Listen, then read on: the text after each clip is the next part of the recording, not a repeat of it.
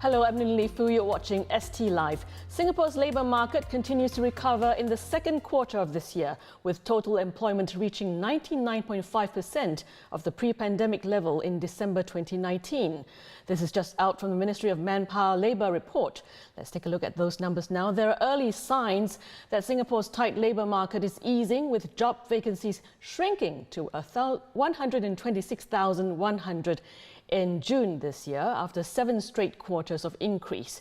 This is due largely to the easing in border controls from April as employers backfilled positions.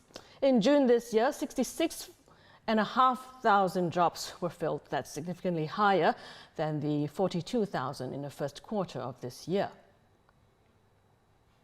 While the labour market is likely to maintain its recovery trajectory in 2022, downside risks in the global economic outlook have increased. The outlook for several sectors in Singapore's economy has improved due to the significant easing of Singapore's COVID-19 restrictions, but the external demand outlook has weakened given the global economic slowdown. Global headwinds such as the Russian-Ukraine conflict, geopolitical tensions in the region, the trajectory of COVID-19 pandemic will weigh on our labour demand going forward. At the same time, we expect non-resident employment to continue growing as employers are still having to backfill vacancies. Taken together, labour market tightness should ease. Resident employment in June 2022 is 4.2% above pre-pandemic level. Mr. Ng notes that there is a limit to how much more the employment of citizens and PRs can grow. Non-resident employment still remains below at 10% of pre-COVID levels, however. At the same time, there are headwinds that could scupper recovery. On whether he expects the tightness in the labour market to extend to next year, Mr. Ng sounds a note of caution about the pendulum swinging too much in the other direction. Be careful what we ask for.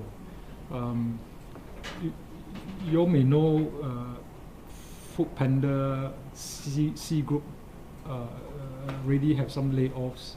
If you pay attention to the news coming up from the US, the Fed is raising interest rates. Many people are expecting a recession in the US.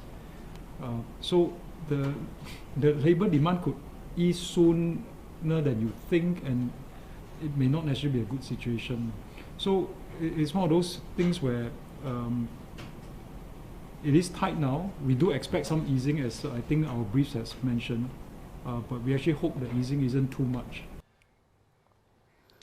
And more details on the labour market report on straitstimes.com. Do hit subscribe to stay informed and activate the bell icon on YouTube to catch live news updates. I'm Lin Fu. Thanks for watching.